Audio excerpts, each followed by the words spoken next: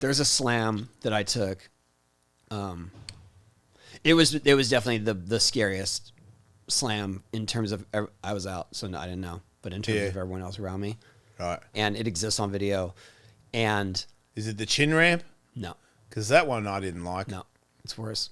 Oh wow, the loop. Yep. Right. Not the loop at Bob's. The monkey one, right? No, it's not that one. Another one. It's a different one. Yeah. It's after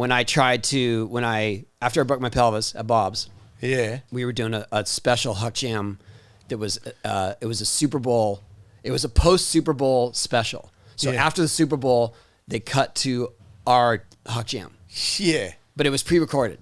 So we did one specific Huck Jam, just one off in Phoenix for this purpose. Was there a crowd? Crowd, yeah. Okay. But I wanted to do the loop. Yeah. Again, that was like to get back at it. And wait, so you did the monkey in the monkey suit for Jackass slammed, and then the next time you did the loop was this one? Yep. Dude. And I was still super off with my pelvis, and I was just fully like tunnel vision. It was bad. It was bad. And did you do the loop again after this? I did it just into the pads to teach people to do it after that, but I didn't do it again after that. Oh wow.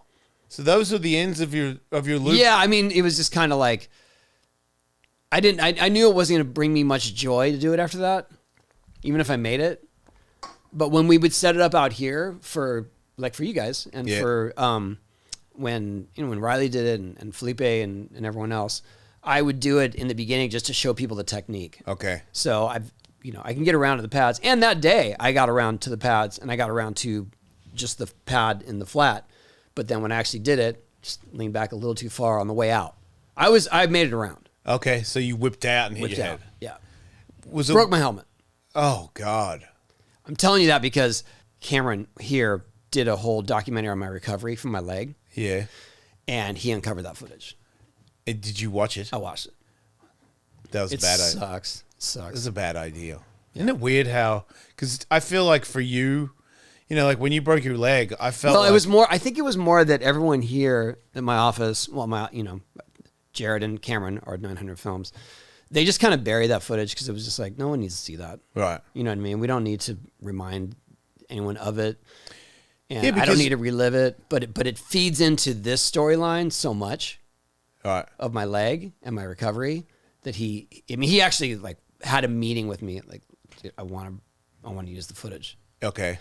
But we didn't. Did we use it? Did you use it? Well, he made this doc. We're trying to shop it around right now. Oh, they God. are. They're trying to like. Oh God, I'm not watching it. Yeah, I mean it's a small part. It goes by quickly. Yeah, but something about. But I knew the gravity of it. Yeah. You know what I mean? And so I always just kind of I just kind of blocked out of my head for so long. It's a good idea. And then when he brought it up, I was like, oh, that. Like, ugh. Yeah, dude. The one that started this conversation, I know it exists. I've watched it. It's been 25 years at least since I saw that video, maybe longer, and I don't want to watch it again. Yeah. Because it's gonna freak me out. Yeah. You don't look good. You look like you're dying. Yeah. And for you, it's different. It made me the broken leg day made me realize how important you. Like I've always said it, especially when I'm drunk at parties and stuff. I used to argue on your behalf. You weren't around, but I would go so hard on it. Like anybody tried to disrespect you, I'd be like, "This guy fucking made us." You know what I mean? Like everything that we're getting right now is like this guy did it, and all the things that he went through to get there. Like, don't ever disrespect the Birdman ever. And then when you did that slam, like there wasn't that many of us there, but I was like, is that the end of you? Because if it's the end of you, it's the end of me. Like, I don't want to skate anymore if you can't skate anymore.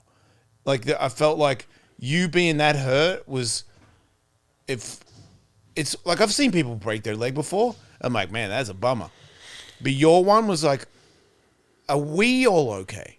Like, I don't think I skated until you started skating again. Because I was just like, I don't really. I think that's. I don't really want to, and I feel like a lot of people get that. Like when you slam the loop on the gigantic skate park tour, I wasn't there, but when people told me about it, they were really sad that they saw Oh, you mean it. when I did it for Wild Boys when I got hurt? At No, Bob's? the one you're talking about oh that I one. wasn't there for. I Yeah. remember hearing about it, and everybody was really cut up about it. You know, like it was hard for everybody to. Well, that one was way more life threatening. Right. I mean, I'm not trying to. I don't want to belittle what you're saying. No. and I appreciate that you're saying that it had that effect, but I don't I don't know if I appreciate it. I understand what you're saying, but also I feel like I'm. It sucks that I put anyone through that. That's what I hate. Like it's not even for me.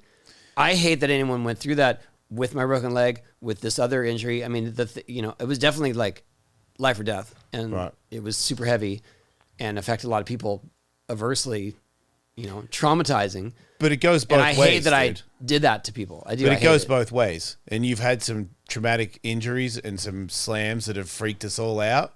But you've also power to weight ratio, how many things you've accomplished and done that are awesome, that has uplifted all of us, blows doors on these sad days. And I think it's like Eminem. You're used to it.